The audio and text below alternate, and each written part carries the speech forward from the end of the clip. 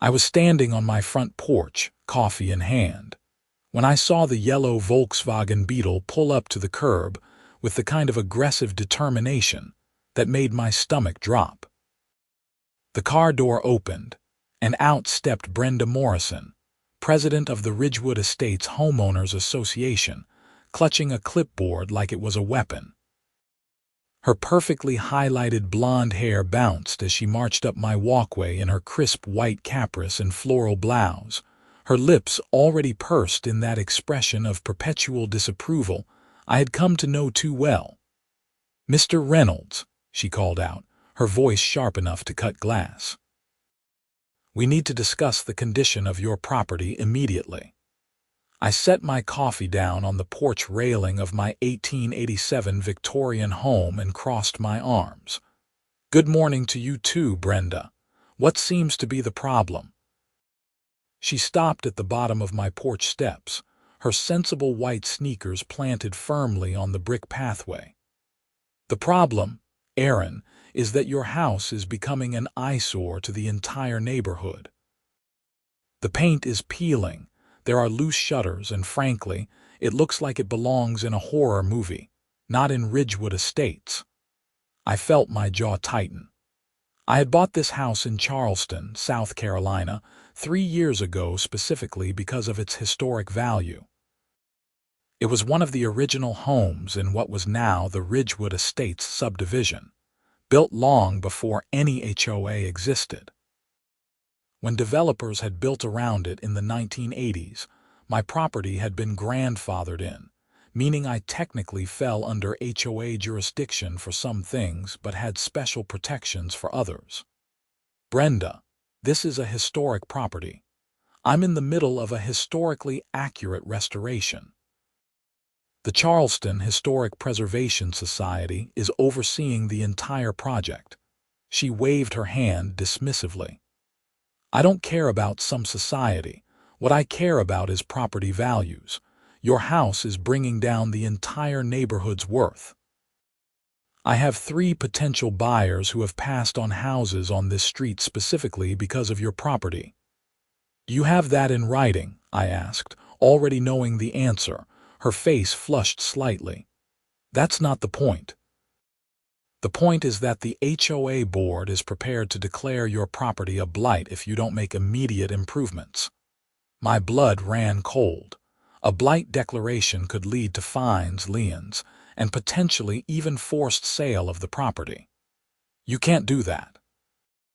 This house is protected under historic preservation laws." "We'll see about that," Brenda said, a smile playing at the corners of her mouth. "The board is meeting Thursday night. I suggest you attend." With that, she turned on her heel and marched back to her Beetle. I watched her drive away, my hands gripping the porch railing. My house was my pride and joy.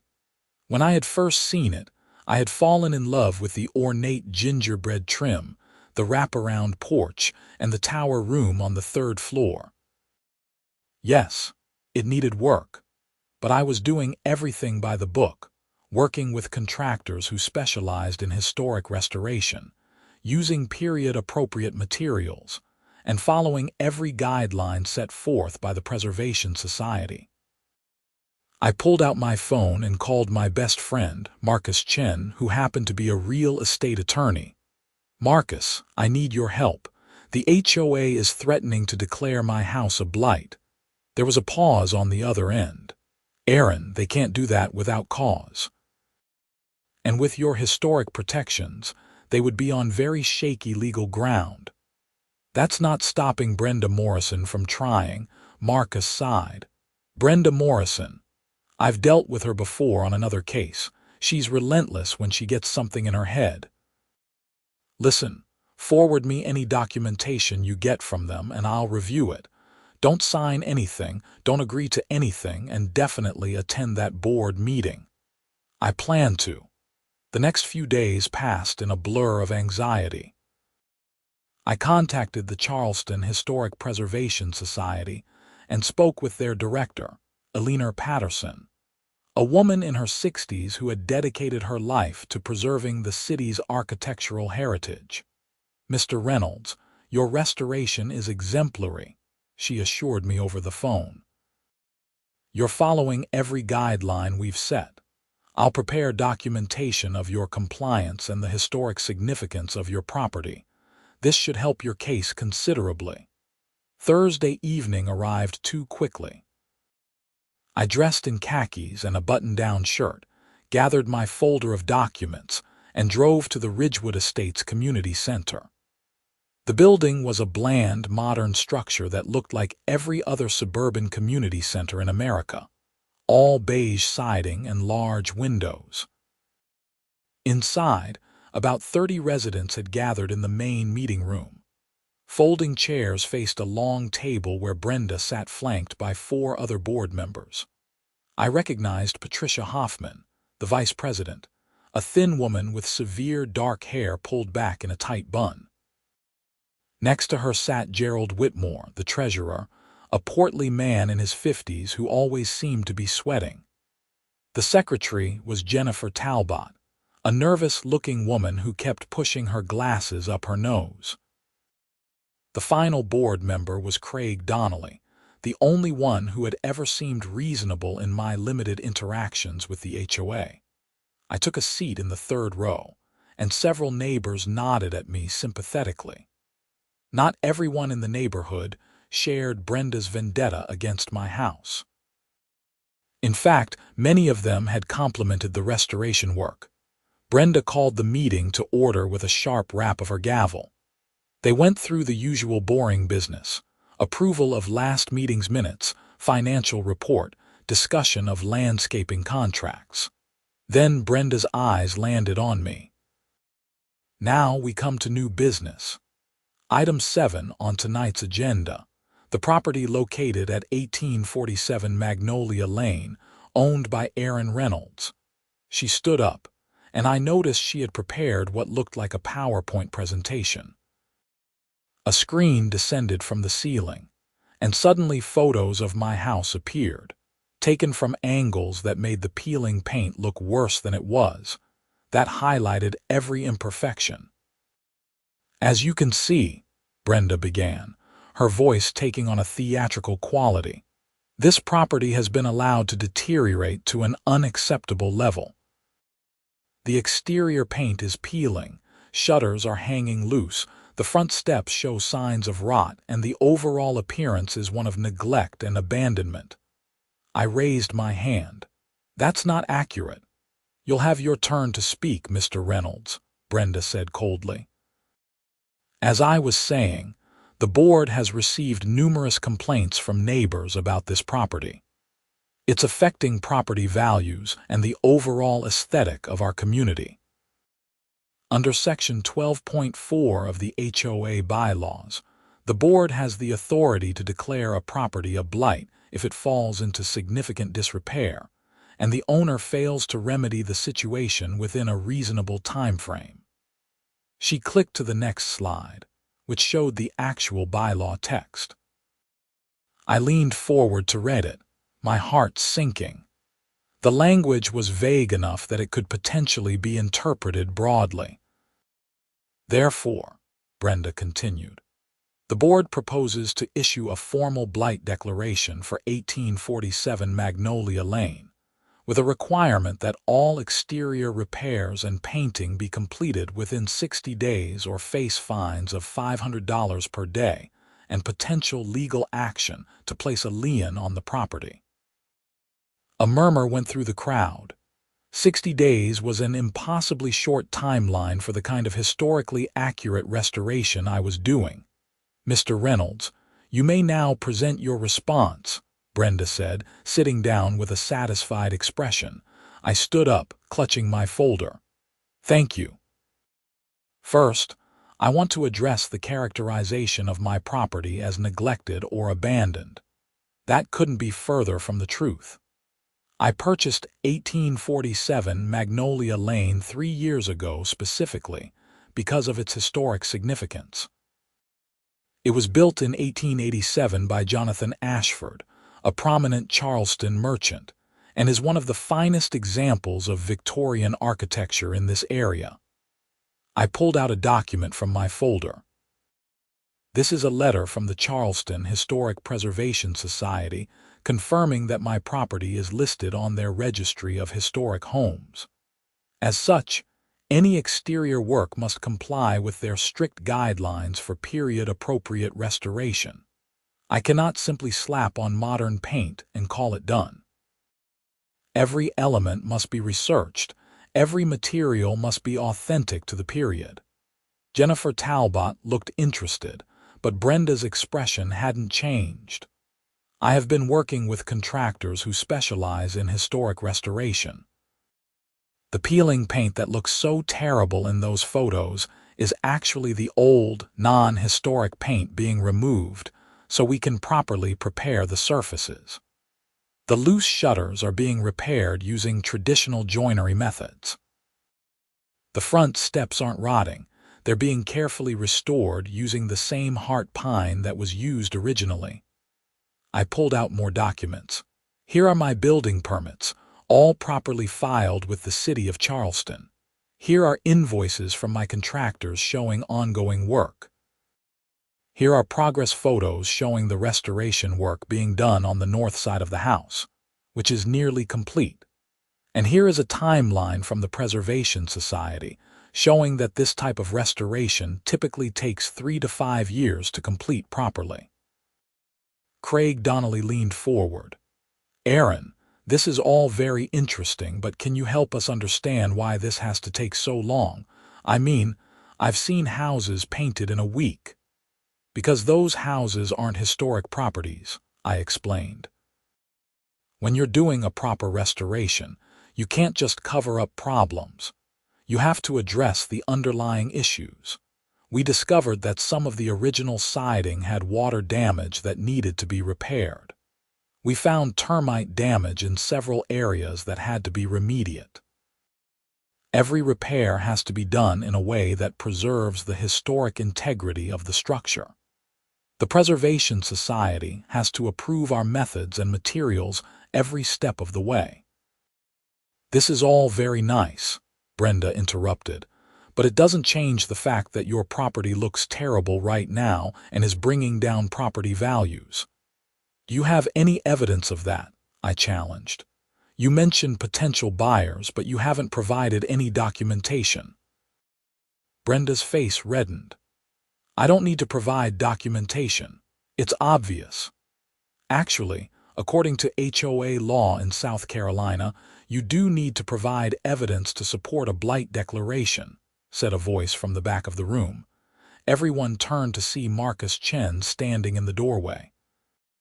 He walked forward, his briefcase in hand, looking every inch the successful attorney in his tailored suit. "Marcus Chen, attorney at law," he introduced himself to the board. "I'm representing Mr. Reynolds in this matter. I've reviewed the HOA bylaws, and I've also reviewed South Carolina Statute 273110, which specifically addresses historic properties and HOA authority. The statute clearly states that HOAs cannot interfere with historically accurate restoration of properties that predate the HOA or that have been designated as historic by a recognized preservation organization." He set his briefcase on a chair and pulled out a thick document. "Furthermore, I've prepared a cease and desist letter regarding this blight declaration. If the board proceeds with this action, you will be in violation of state law, and Mr. Reynolds will have grounds for a lawsuit not only against the HOA but potentially against individual board members for harassment and interference with protected property rights." The room went completely silent. Patricia Hoffman whispered something to Brenda, who looked like she had swallowed a lemon. "The board needs to discuss this privately," Brenda finally said. "We'll take a 15-minute recess." The board members filed into a side room, and the tension in the main room erupted into conversation. Several neighbors came up to me to express their support. "I think your restoration is wonderful," said Mrs. Waverly, an elderly woman who lived 2 streets over. My grandmother lived in a house just like yours. It's nice to see someone preserving history. Don't let Brenda push you around, added Tom Kessler, a neighbor who lived directly across from me. She's been on a power trip ever since she became president. Last month she tried to fine me because my mailbox was the wrong shade of black. Marcus put a hand on my shoulder. That went well, I think. They're probably in there realizing how much trouble they'd be in if they pushed this. But I wasn't so sure. I had seen the look in Brenda's eyes. She wasn't someone who backed down easily. When the board returned, Brenda's expression was carefully neutral. The board has decided to table the Blight declaration pending further review of the legal issues raised tonight. However, we are requiring Mr. Reynolds to provide monthly progress reports on the restoration work and to present a detailed timeline for completion. It wasn't a victory, but it wasn't a defeat either. I agreed to the terms and the meeting adjourned. As people filed out, Brenda approached me with Patricia at her side. Don't think this is over, Aaron. We'll find a way to deal with your eyesore. Is that a threat? Marcus asked, stepping between us. It's a promise, Brenda said before walking away. Over the next month, I provided detailed reports to the HOA as required. Photos of the completed north side of the house, which looked stunning with its historically accurate paint scheme of deep burgundy with cream and forest green trim. Documentation from the Preservation Society praising the quality of the work.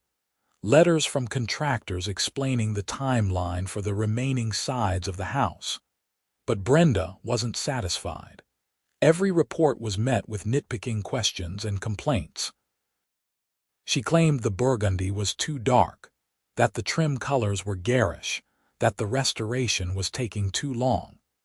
She organized a petition among some neighbors, though she only managed to get 12 signatures out of over 100 households in the subdivision. Then, 2 months after the first board meeting, I received a certified letter. My hands shook as I opened it.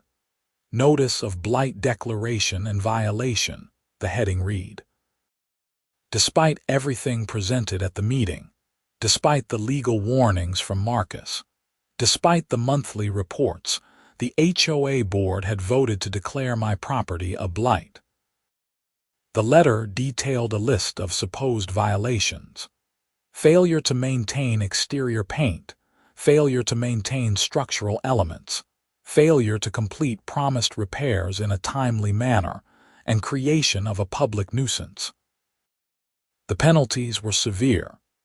Immediate fines of $500 per day, starting in 14 days if the property was not brought into compliance with HOA standards, potential legal action to place a lien on the property, and possible forced sale if fines remained unpaid. I immediately called Marcus. They actually did it, I said, disbelief in my voice. They declared it a blight. Forward me the letter right now, Marcus said. I could hear the anger in his voice. This is going to court, Aaron. They've left us no choice.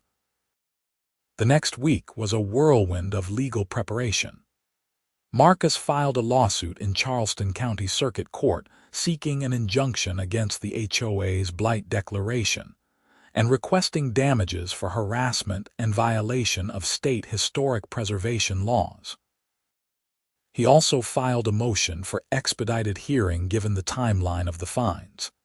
The HOA responded by hiring their own attorney, a lawyer named Robert Cunningham, who had a reputation for aggressive litigation on behalf of HOAs. He filed a counter motion claiming that historic preservation laws didn't supersede HOA authority and that my property genuinely constituted a blight to the community. 3 weeks later, we found ourselves in court. Judge Catherine Morgan presided, a no-nonsense woman in her 50s who had a background in property law. The courtroom was formal and imposing, with dark wood paneling and high ceilings. I sat at the plaintiff's table with Marcus, while Brenda and the HOA board sat behind their attorney at the defendant's table. Marcus presented our case first. He walked Judge Morgan through the entire timeline, from my purchase of the property to the ongoing restoration, the Preservation Society's involvement, and the HOA's escalating harassment. Your Honor, this case represents a clear overreach of HOA authority, Marcus argued. Mr. Reynolds owns a property that predates the HOA by nearly a century. He is conducting a legitimate, supervised restoration of a historic home in compliance with all city and preservation society requirements. The HOA has no legal standing to interfere with this process, yet they have repeatedly harassed my client and have now issued a blight declaration that threatens him with crippling fines and potential loss of his property. He presented evidence: the Preservation Society's letters, contractor reports, photos showing the quality of the restoration work on the completed sections, and testimonials from architectural historians about the importance of the property. Alina Patterson from the Preservation Society testified as an expert witness. The restoration Mr. Reynolds is undertaking is exemplary, she stated clearly. This is exactly the type of careful, historically accurate work we encourage. The property is not a blight. It is a treasure being rescued from years of neglect by previous owners. Then it was the HOA's turn. Robert Cunningham stood up, his expensive suit immaculate, his silver hair perfectly styled. Your Honor, this case is not about historic preservation. It's about a homeowner's responsibility to his community. Mr. Reynolds lives in a neighborhood with specific standards designed to protect everyone's property values. Those standards apply to all residents, regardless of when their house was built. He presented his own photos of my house, the same unflattering angles Brenda had used at the board meeting. He called several neighbors to testify, though it quickly became apparent they were all friends of Brenda's. One woman, Susan Martinez, testified that my house made her uncomfortable and that her children were scared to walk past it. On cross-examination, Marcus asked, "Mrs. Martinez, have your children ever actually expressed fear of the house, or is this your personal feeling?" She hesitated. "Well, I imagine they would be scared if they understood how run-down it looks. So they haven't actually said they're scared, not in so many words." Another neighbor, Dennis Porter, claimed my property had caused his own home value to drop. Marcus requested documentation. "I don't have specific documentation," Dennis admitted, "but my real estate agent mentioned it." "And is your real estate agent here to testify?" "No. So we have no actual evidence of property value decline. It's common sense," Dennis said defensively. The testimony continued for 2 days. The HOA's attorney tried to argue that my restoration was taking unreasonably long, and that the HOA had a right to set standards for property appearance. He cited several cases where courts had upheld HOA authority, but Marcus was ready with counterarguments. Your Honor, every case Mr. Cunningham cited involved either properties that were genuinely neglected or properties without historic protections. This case is fundamentally different. South Carolina law specifically protects historic properties from HOA interference when the owner is conducting approved restoration work. On the second day, something unexpected happened.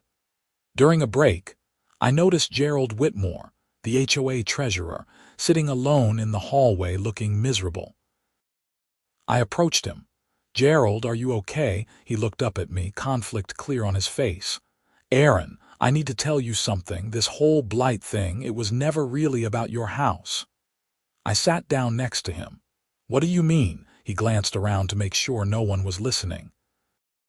"Brenda has a friend, Deanne Dalton, who's a real estate developer. Deanne approached Brenda 6 months ago about buying your property. She wants to tear down your house and build 2 modern townhomes on the lot. The property is large enough, and she could make a significant profit. When you refused to sell, Brenda came up with this plan to force you out through the Blight declaration. My stomach dropped. That's conspiracy to deprive me of my property rights. That's illegal. I know, Gerald said quietly. I voted against the Blight declaration, as did Craig. But Brenda, Patricia, and Jennifer outvoted us. I've been losing sleep over this. It's not right. Would you be willing to testify to this? He took a deep breath. Yes, I can't be part of this anymore. I immediately found Marcus and explained what Gerald had told me. Marcus's eyes lit up. This changes everything. This isn't just HOA overreach. This is fraud and conspiracy. When court resumed, Marcus requested permission to call an additional witness. Judge Morgan, looking intrigued by this development, agreed. Gerald took the stand and, with obvious nervousness, revealed the entire scheme. The courtroom erupted in whispers.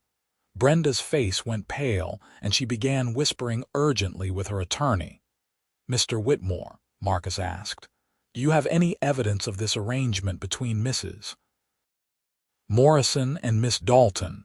"I have emails," Gerald said. Brenda was careless. She sent several emails to the board discussing the situation. I kept them because I was uncomfortable with what was happening. Marcus requested and received permission to enter the emails into evidence. As they were displayed on a screen for the court, the scheme became crystal clear. In one email, Brenda wrote to Patricia, "Once we push Reynolds out with the fines, Deanne can acquire the property for a fraction of its value. She's promised the HOA a percentage of the development profits." Judge Morgan's expression grew increasingly stern as she reviewed the evidence. She called both attorneys to the bench for a private conference. When they returned, the HOA's attorney looked like he wanted to be anywhere else. "Your Honor, my client requests a brief recess to discuss the situation," Cunningham said. "Denied," Judge Morgan said flatly. "Mr. Cunningham, does your client wish to present any defense against these new allegations?" Brenda stood up suddenly. "This is all a misunderstanding. Those emails are being taken out of context." "Mrs. Morrison, please sit down," Judge Morgan said. "You are not a witness at this moment, and you are not an attorney. Mr. Cunningham, control your client." The rest of the day was brutal for the HOA. Marcus called Craig Donnelly, the other board member who had voted against the Blight declaration, who confirmed that the decision had been pushed through despite objections and without proper consideration of the legal issues. Finally, Judge Morgan called for closing arguments. Marcus stood and addressed the court. "Your Honor, what we have here is a clear case of conspiracy to deprive my client of his property rights through abuse of HOA authority. The evidence shows that Mrs. Morrison, acting as HOA president, deliberately pursued a fraudulent Blight declaration not because of any genuine concern about property standards, but as a scheme to force my client to sell his property at a depressed price to her associate, Miss Dalton. This is not only a violation of South Carolina historic preservation statutes, but also constitutes fraud, conspiracy, and potentially criminal misconduct." He paused for effect. "My client has done nothing wrong. He has followed every rule, obtained every permit, worked with experts to ensure his restoration is done correctly. Yet he has been subjected to months of harassment, threats, and now legal action, all because he wouldn't sell his property to someone with connections to the HOA president. This is exactly the kind of HOA overreach that undermines property rights and community trust." Cunningham's closing argument was weak and defensive. He tried to argue that even if Brenda's motives were questionable, the Blight declaration itself had some merit. But his heart clearly wasn't in it, and Judge Morgan's skeptical expression suggested she wasn't buying it. The next day, we returned for the judge's ruling. The courtroom was packed with curious neighbors and even a few reporters who had gotten wind of the scandal. Judge Morgan entered, and we all rose. When we sat back down, she began speaking in a clear, firm voice. "I have reviewed all the evidence and testimony in this case, and I must say that I am deeply troubled by what I have heard. The Ridgewood Estates Homeowners Association, through its president Brenda Morrison, has engaged in a calculated scheme to deprive Mr. Aaron Reynolds of his property rights through fraudulent use of HOA authority." Brenda started to stand, but her attorney pulled her back down. "The evidence is clear and compelling," Judge Morgan continued. "Mr. Reynolds owns a historically significant property that predates the HOA. He has conducted himself responsibly, following all applicable laws and guidelines for historic restoration. The Preservation Society and multiple expert witnesses have testified to the quality and appropriateness of his work. Meanwhile, the HOA has failed to provide any credible evidence that the property constitutes a genuine blight, or that it has caused any measurable harm to property values." She looked directly at Brenda. "More disturbing is the evidence of conspiracy between Mrs. Morrison and developer Diane Dalton to use the Blight Declaration as a tool to force a sale. This represents a fundamental betrayal of Mrs. Morrison's fiduciary duty to the HOA and its members, and it constitutes fraud against Mr. Reynolds." My heart was pounding as she continued. "Therefore, I am ruling in favor of the plaintiff on all counts. The HOA's Blight Declaration is declared null and void and is permanently enjoined. The HOA is ordered to cease all harassment of Mr. Reynolds regarding his property restoration. Furthermore, I am awarding Mr. Reynolds damages in the amount of $50,000 to compensate for legal fees, stress, and the fraudulent interference with his property rights." The courtroom buzzed with excitement, but Judge Morgan wasn't finished. "Additionally, I am ordering that this decision and the evidence of conspiracy be forwarded to the Charleston County District Attorney's Office for review of potential criminal charges. The actions of Mrs. Morrison and potentially other board members may constitute criminal fraud and conspiracy, which is beyond the scope of this civil proceeding but deserves investigation." She brought her gavel down. "This court is adjourned."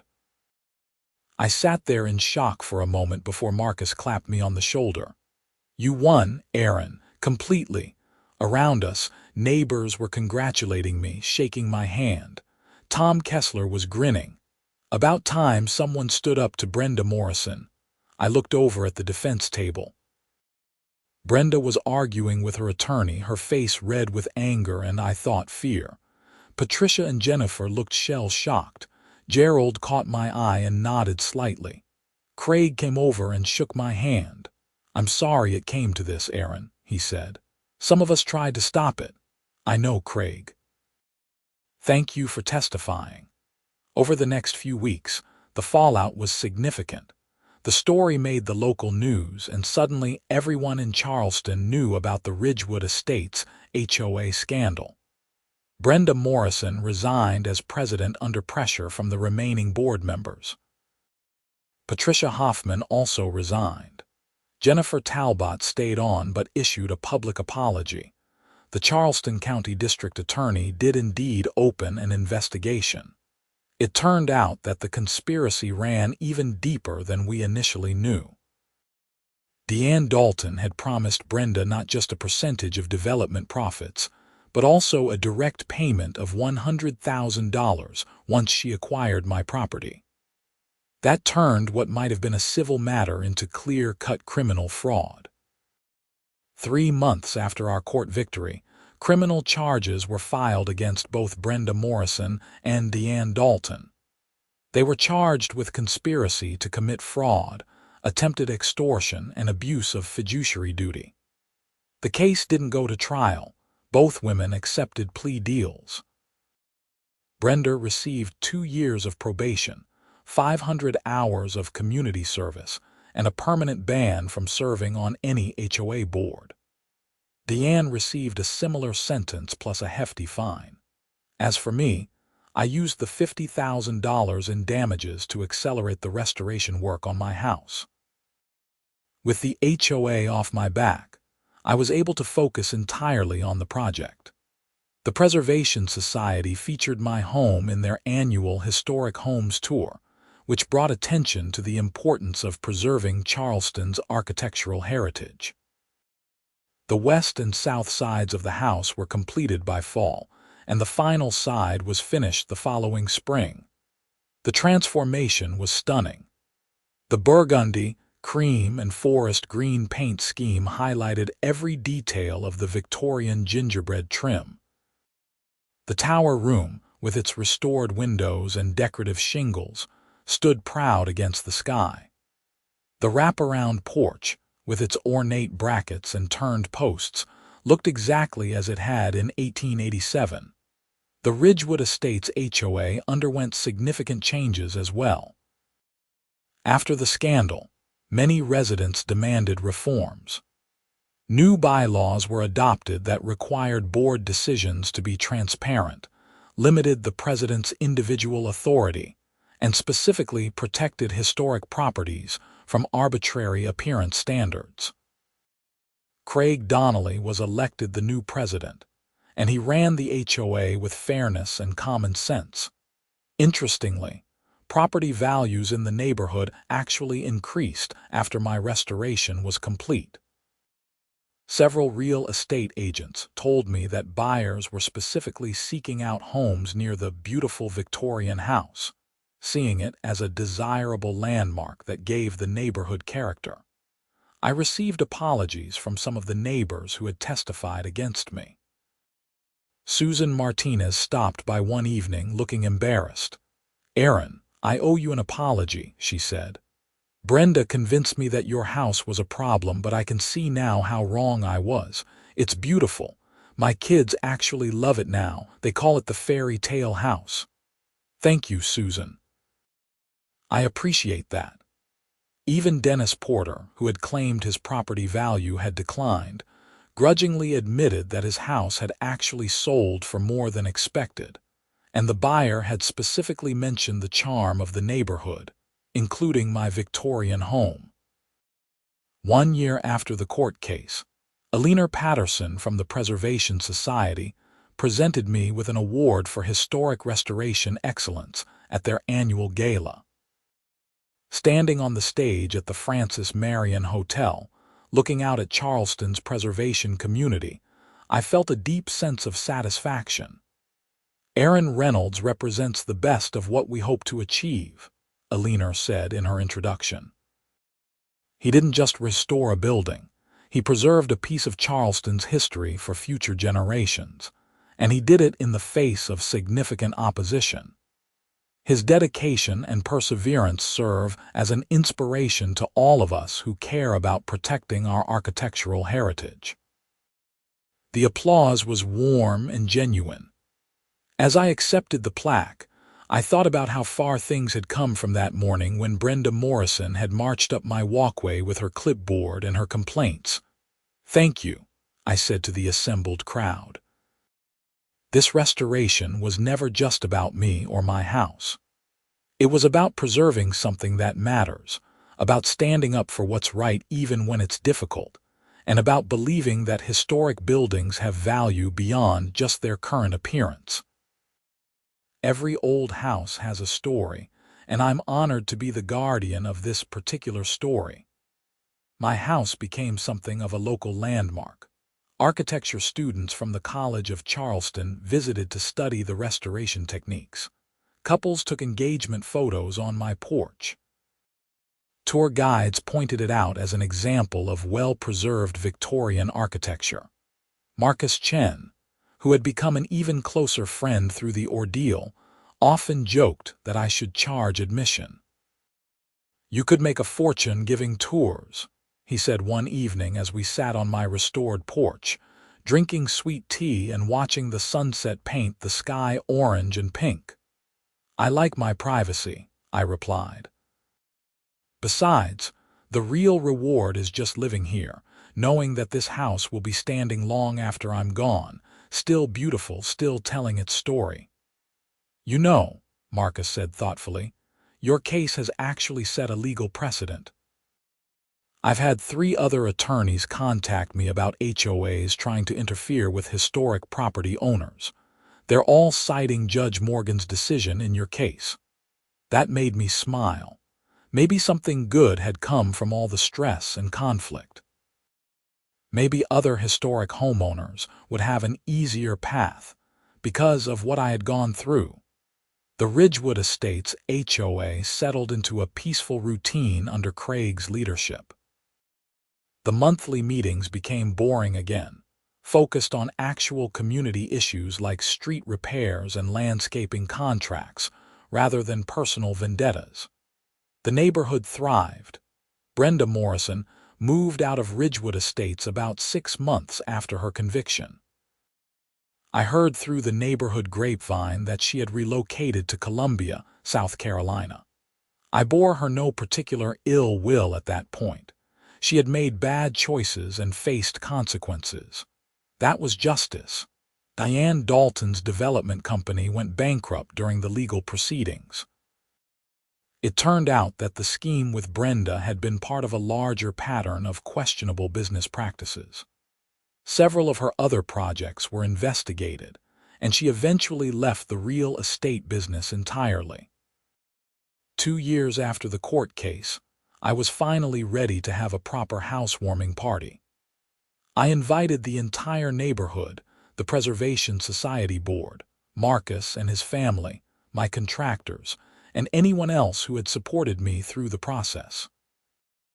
Over 100 people showed up on a beautiful Saturday afternoon in May.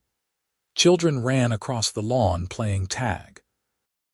Adults toured the house, marveling at the restored hardwood floors, the original light fixtures I had painstakingly refurbished, the period-appropriate wallpaper in the parlor, the claw-foot tub in the bathroom, the tower room that I had converted into a library with floor-to-ceiling bookshelves.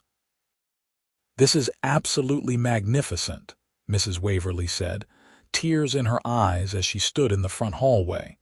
"It's exactly like my grandmother's house. You've brought back something beautiful." Tom Kessler raised a glass of champagne and proposed a toast. "To Aaron Reynolds, who taught all of us that sometimes you have to fight for what matters, and that history is worth preserving." Everyone cheered and drank. I felt a warmth that had nothing to do with the May sunshine streaming through the restored stained glass window above the front door. As the party continued into the evening, I found myself standing on the porch again, watching my neighbors and friends enjoy the house and grounds. Alina Patterson joined me. "You should be very proud, Aaron," she said. "This restoration is museum quality. But more than that, you've reminded people why these old houses matter. You've shown that they're not just relics or eyesores. They're living pieces of history that can still be homes, can still be loved." "Thank you, Alina. I couldn't have done it without your support and the Preservation Society's backing." She smiled. "We just provided guidance. You did the work, and you fought the fight. Not everyone would have had the courage to stand up to an HOA the way you did." As the last guests departed, and the sun set behind the live oaks draped with Spanish moss, I walked through my house, turning off lights and straightening up. Each room felt alive with the echoes of the day's laughter and conversation, but also with the deeper echoes of the past, of the families who had lived here over nearly 140 years. In the tower library, I paused to look out the window at the neighborhood below. Ridgewood Estates stretched out in neat rows of modern houses, their contemporary designs so different from my Victorian home. But somehow, it all worked. The old and the new coexisted, each bringing something valuable to the community. I thought about Jonathan Ashford, the merchant who had built this house in 1887. He had probably stood in this same spot, looking out at what was then just farmland and forest, imagining the future. I wondered what he would think of the neighborhood now, of the battles fought to preserve his architectural legacy, of the victory that ensured his house would continue standing. My phone buzzed with a text from Marcus. "Great party. Your house is amazing. Glad we won." I texted back. "Me too. Thanks for everything." Setting my phone down, I walked to my bedroom, the one in the front of the house that overlooked Magnolia Lane. Through the restored wavy glass of the original windows, I could see the street lamps casting their warm glow on the brick sidewalks. Tomorrow, Sunday, would be a quiet day. I planned to work in the garden, which was my next restoration project.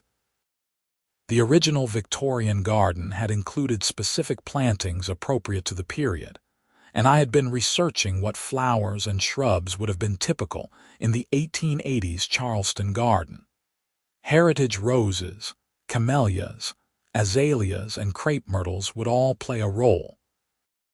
But that was tomorrow's project. Tonight, I was simply grateful. Grateful for the house, for the legal victory, for the friends and neighbors who had supported me, for Marcus's legal brilliance, for Alina's expertise, for the justice system that had worked as it should. I was also grateful for the lesson I had learned. That sometimes doing the right thing requires courage, that bullies with authority need to be confronted, and that institutions like HOAs, while potentially useful, can become corrupt without oversight and accountability. The Ridgewood Estates HOA would never forget what had happened. The new bylaws, the transparent decision-making, the protections for property owners all stood as reminders of what could go wrong when power went unchecked. In a strange way, my battle with Brenda Morrison had made the community stronger. As I lay in bed that night, in the room that still had the original crown molding and picture rails that I had carefully restored, I felt completely at peace. The house creaked and settled around me, old wood adjusting to temperature changes, a sound that might have frightened some people, but that I found comforting. These were the sounds of history, of a structure that had withstood hurricanes and time, that had sheltered families through world wars and economic depressions, through social changes and technological revolutions. And now it would continue standing, beautiful and proud, a testament to the belief that some things are worth fighting for, that history matters, and that one person with determination and the courage to stand up for what is right can make a difference. The legal precedent established by Judge Morgan's ruling would help other historic property owners facing similar HOA overreach. The reforms in the Ridgewood Estates HOA would prevent future abuses. The restoration itself would inspire others to preserve rather than demolish old buildings. But for me, the real victory was simpler and more personal. I had protected my home. I had honored the craftsmen of 1887 who had built something so beautiful and sturdy that it could last nearly a century and a half. I had created a space where I could live surrounded by history and beauty, where every room told a story, where the past and present intertwined seamlessly. The case of Reynolds versus Ridgewood Estates Homeowners Association was officially closed. The legal documents were filed away. The newspaper articles were archived. Life moved forward, but the house remained and would remain, a victory not just for me but for everyone who believed that history deserved respect, that beauty had value beyond property values, and that homeowners had rights that even HOAs had to honor. As sleep finally claimed me, my last conscious thought was of gratitude for everything and everyone that had brought me to this moment, living in my dream house, the house I had fought for and won, the house that was finally, truly, completely mine.